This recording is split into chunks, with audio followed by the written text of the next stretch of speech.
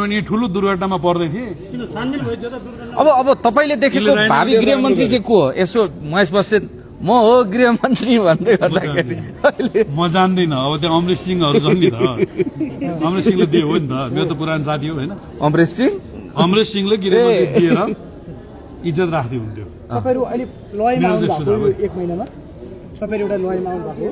हामी सधैँ लयमा छौँ। मैले पनि भने हामीले काहीँ लय बिगारेको छ भने यो कुरा चाहिँ के हो भन्नु न, कुनै विषय छ भने भन्नु न। यस्तो कुरा चाहिँ अमूर्त भन्दा अनि अमूर्त होइन मूर्त कुराहरू ल, कुनै लयमा हामीले बिगाएर यो चाहिँ लय बिग्रेछ भन्नु न। तपाईहरु केपी ओलीको विकल्प खोज्दै हो? खास गरी विशेष महाधिवेशनको चर्चा छ कि एमाले यो त विशेष महाधिवेशन हुँदैन, केपी ओलीको विकल्प खोजिँदैन। 3 महिना अगाडि आराम गर्ने बेला भयो उहाँको उमेरले कहाँ त्यो मापन हुन्छ। जोन बाइडेन 86 वर्ष होइन, अहिले के अरे मोदीको उमेर कति भयो? 75 वर्ष पुग्नुभयो। के अरे हाम्रो सी जिनपिङको उमेर कति हो? डोनाल्ड ट्रम्पको उमेर कति हो? त्यही भएर राजनीतिमा उमेरले व्यक्तिको क्षमताको मापन हुँदैन।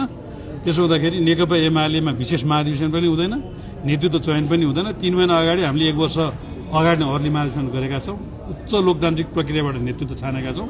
त्यही भएर केपी शर्मा ओलीज्यूको नेतृत्वको विकल्प अर्को 5 वर्ष चाहिँ छलफल हुँदैन। यो सहकारी पीडितको पैसा 3 महिनाभित्र 100 दिनभित्रमा राष्ट्रपति फिर्ता गर्ने भनेर आफ्नो वाचापत्रमा छ। अहिले पनि पीडितहरू के होला भन्ने छन् कि अब तपाईहरू जस्तो प्रतिपक्षीहरू सशक्त आवाज अहिले अल्गोरिथमकै डरले हो कि किन अलि उठाउनुहुन्न भन्ने पनि छ होइन? के छ यो सहकारी पीडित? राष्ट्रिय ढुकुटी प्रयोग गरेर सहकारी पीडित भनेर रवि लामिछाने, जीवी राईहरूले ठगेको पैसा जनतालाई बाँड्न पाइँदैन।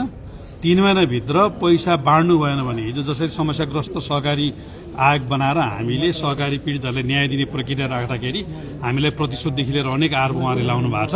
त्यो गर्नु भएन भने सहकारी पीडितहरूलाई ठगहरूलाई कारबाहीको दायरामा ल्याउने र ठगहरूबाट पैसा जफत गरेर पीडितहरूलाई दिलाउने कुरामा चाहिँ हामी आन्दोलन नेतृत्व गर्छौँ। अन्तिममा के